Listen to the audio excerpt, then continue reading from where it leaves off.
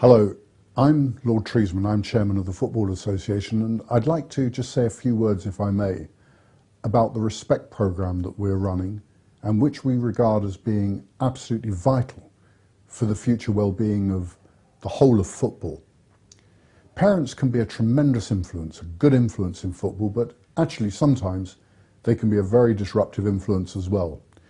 And if they're very hostile and if they tend to take a harsh line with referees and with their own kids, they can put their kids off playing for the whole of the rest of the future, and those children then miss out on a huge amount. They miss out on all of the health and all the other social activities that come around loving the sport and playing in the sport. And actually it has other implications as well. Each year we lose a staggering 7,000 referees who are not prepared to put up with the level of abuse that they can sometimes experience from those on the touchline and those on the field. And we can't afford that. Everybody knows there's no real game of football unless you've got a referee. No referee, no game, not really. So it's vitally important that the RESPECT programme is something that we all engage in. I believe that we can do that together, and we can make sure that football in England, right at its grassroots level, right the way through to the top, is a healthy sport, a dynamic sport, a growing sport, and a sport that kids love. We can do that together, so let's do it. These points today, go third if you get this right. Mind you, I suppose it is a bit of a local derby, you can't take anything for granted. You've got to get in their faces. You let them know that you're there. Don't hold back. Yeah, Dad. Right, don't hold back in that. You're not going to let them walk all over you like you did last time, are you? Huh? No, I don't want to see you messing about. Forget all your fancy stuff, all your step-overs and your flicks. I want you to concentrate on just getting the ball forward. You lot need to focus. You need to treat this a bit more seriously. You know the top two teams go up, don't you? And you won't get there if you carry on just having a laugh. Are you listening to me, son? Yeah, of course. So where do you think he's going to play you today, then? God, it better not be in defence again. You're a winger. He just won't let you show what you can do, will he? Well, you know, Jason's faster than me, Dad. You what? You are quicker than Lionel Messi, you are? Leave it out, Dad. And Messi is being replaced by the bright young star that is Joe Smith. We're going to batter him, son. Come on! I like football because I enjoy it and it keeps me fit and it makes me a faster runner and stuff. I find it's a very fun sport and it keeps me fit. We get to learn new skills and we get to play with our friends. I want to grow up and be like Cristiano Ronaldo. I enjoy it and I like shooting and stuff. I like dribbling with ball and shooting. It's good to have ball at your feet. I like football because, well, it's just really the enjoyment of the game. You just get so much out of it. You keep fit. It's really enjoyable. You enjoy it? Teamwork. It's great to be there. So the starting point is he's brought him along. He's there to support him, but unfortunately, having got there, he's already taken over. So that's the minus, and it's now trying to get that sort of relationship between the father and son to be a much more positive, fun one rather than a big Premier League game about to take place. The idea in football is to give everyone the chance to play the game and then everyone to try and improve and get as good as they can get. Now that might be somebody who's really poor to not bad, but if they get to not bad, they're going to stay in the game, they're going to enjoy it and play the game. So it's just trying to maximise anyone's potential, whatever that level is, and let's not set the benchmark without even giving the youngsters a chance to see what they're capable of. Otherwise, it all becomes unrealistic, and they'll go out the game far too early because they already feel, the intense pressure, the expectation is too much from them.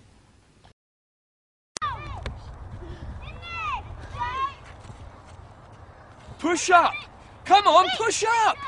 Close him down! Close him down! Don't give him any space! Come on, get in his face, son! Put your foot in! Yes, come on, well played! Well done, team! Good effort! Now that's it, son. Come on, mark him up. Yes, good Joe. Well played, son. Keeper, use Joe. Use Joe. Find a pass, Sal. Find a pass, nice and easy.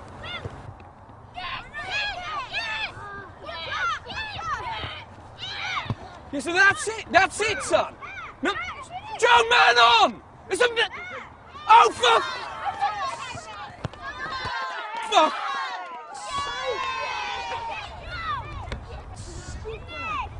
Joe! Joe, switch on, son! You've got to read the game. Where's your movement and your concentration? Yeah, nice pass, Keeps. Good one. Why don't you try giving him a chance next time, yeah?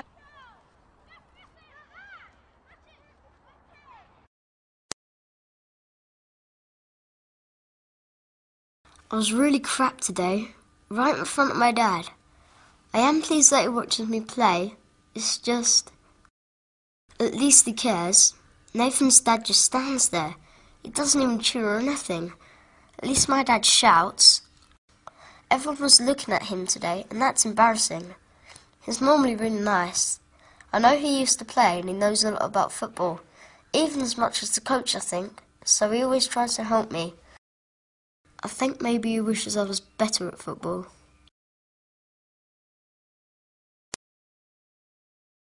The dad is pretty much playing the football for the son by standing on the side, shouting instruction, sort of talking over the coach, and he's undermining the son playing. And you can see that everything the son does, he's more concerned with the reaction of his dad than actually concentrating and enjoying the game of football. I don't personally think that the parents should be shouting onto the pitch. I think that's the job and the role of the coach. The parents should be there just to support and observe.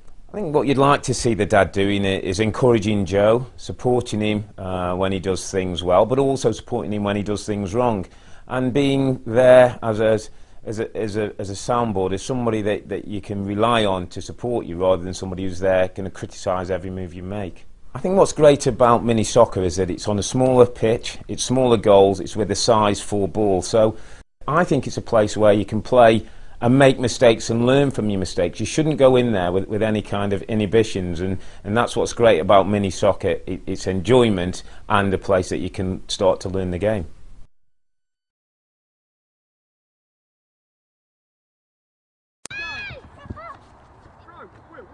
Our ball, that's our ball! Stay out wide. Come on, give him an option, son, give him an option.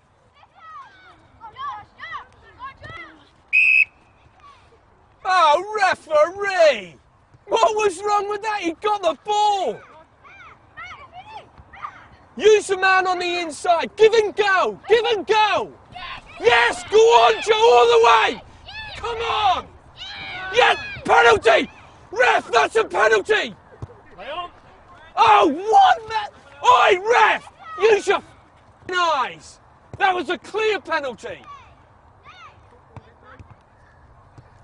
Come on, Joe. Track back, son. Come on, Joe. Keep going, lad. Keep going.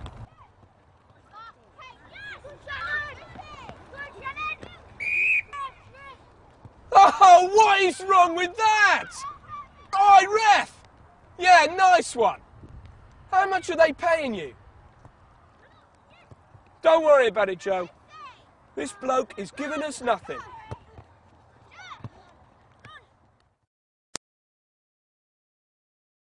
The ref was crap today. My dad swore at him. It was scary. I thought he might get into a fight. Everyone was looking at him. I sometimes wish he wouldn't say anything at all. Matthew's dad never swears and just keeps saying well done, even if Matthew makes a mistake. Sometimes I think I'm letting Dad down.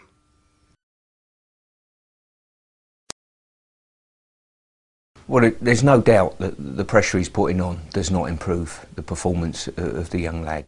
And I think it just rubs across not only his child as well, it's intimidating the rest of the team. And at that age, it's about enjoyment. The embarrassment of the young boy towards his parent or just be damning really, and eventually he'll say either I don't want to play football or Dad, don't come and watch me anymore.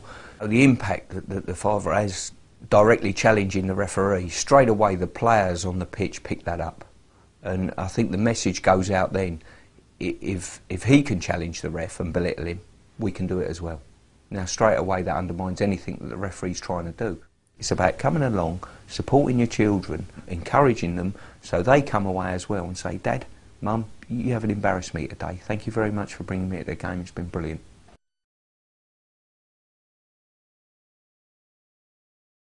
Told you before about keeping your head up, haven't I? How are you going to see who's around you if you're looking at the ground? We've got to do some more work on your first touch. You're giving the ball away too often. Mind you, that was a hospital pass.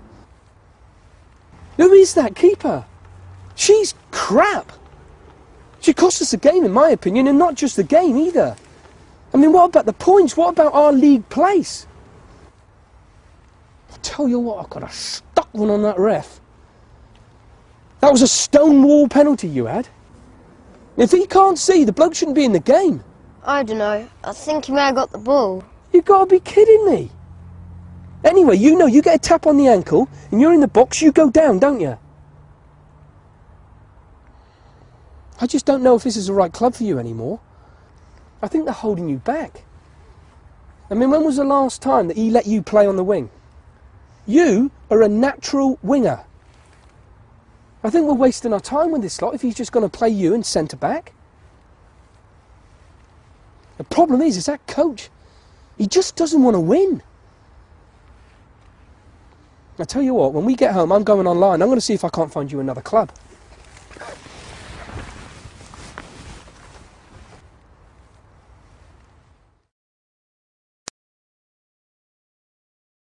When the game ended, I just wanted to go home. Dad was getting angry with the ref and coach. It was so embarrassing. Matthew and his dad were looking at us like we were weird. Dad is always on at me about my game and how I've got to improve, but I just like playing. I want it to be fun. I don't care where I play. And I don't want to change clubs. All my friends are here. I think Dad thinks I'm going to be better than I really am.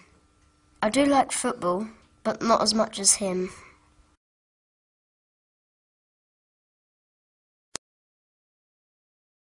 I think it's important that we recognise there is a huge difference between youth football and adult football. The dad there was quite clearly focusing on an adult agenda, which was about winning points, league position, criticism of the referee, the coach, whereas the youngster was clearly much more about how he enjoyed it with his mates and how disappointed he was when his dad was criticising his teammates and friends. I'd have been hoping that the dad would have been giving feedback about the good run that the young player Joe made going forward, but how he got into the area and nearly had a shot. Those sorts of specific things where there was success, in the hopes that Joe will enjoy that feedback, enjoy that positive relationship, and hopefully then repeat it the next time they play. Best practice is about encouraging fun, enthusiasm and player development so that we prepare them with the best skills, the best technique, the best confidence, so when they go to older football and adult football they can take those with them and be successful. Choosing the right club for your children is a really important decision, and I would encourage parents, carers to have a look at a range of clubs and decide what is it that their youngster wants from football.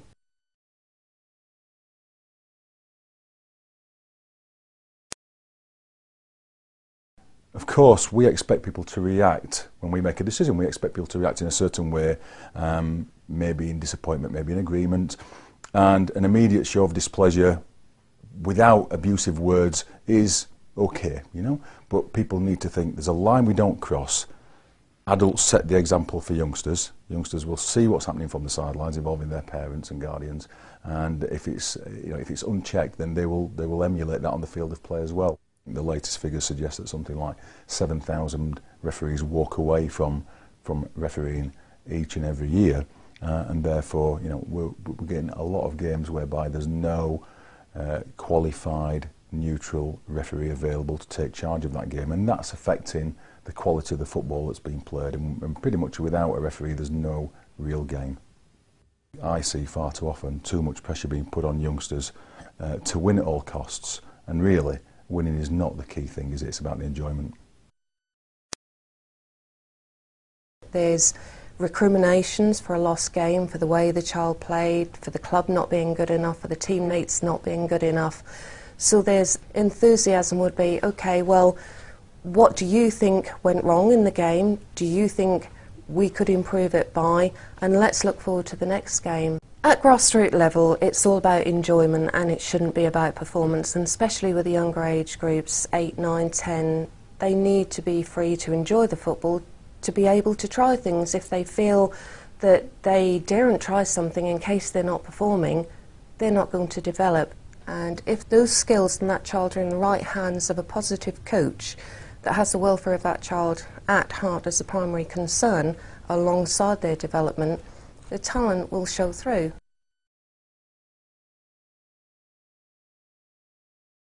Open your eyes! My old woman can referee this game, Ben! Listen to this muppet. Every week he does this, screaming and shouting at the ref. Ref! Ref! That's a yellow card, ref! Card him! Yellow card him, right? Yellow card, mate! Well, you want to learn the rules? How are these kids supposed to learn the game if you don't know the game? He's an animal. Give him a yellow card. You're an animal. He deserves a card. Look at him, the ref. He gives up his Saturday mornings to do this. Now, was it the right decision? It might have been, it might not have been. Who knows? We all make mistakes. You mug. Would you take this at work? OK, thank you. No, don't thank me. Thank you. Just clear the playing area, please. You ain't got a clue. All right. Clown. You see, Dad's trying to live out his own dreams for his son. Stevie! Come on, son! Plenty of art! Plenty of art! Get ready, son! Rubs in it! What's the matter with you? That's a suicidal ball! Now, how's he supposed to learn if he can't make his own mistakes? How many times have I got to tell you? Blow it up, get after it! Come on, son. Not exactly setting a good example, is he? Referee, you're not watching the game, mate. You're watching me. You ain't going to see nothing here. Watch the game. It's no wonder we're losing so many refs when they're having to put up with people like Jet the Biscuit here every week. Come on, Stevie. You're running about like a chicken with no egg. Liven it up. And it's no wonder thousands of kids give up the game either. If we carry on like this, we won't have a game left. Ref! Ref?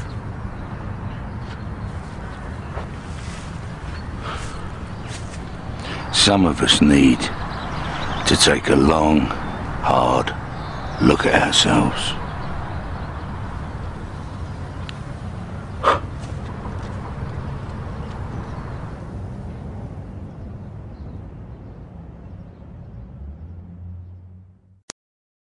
How much abuse do you have to put up with each week?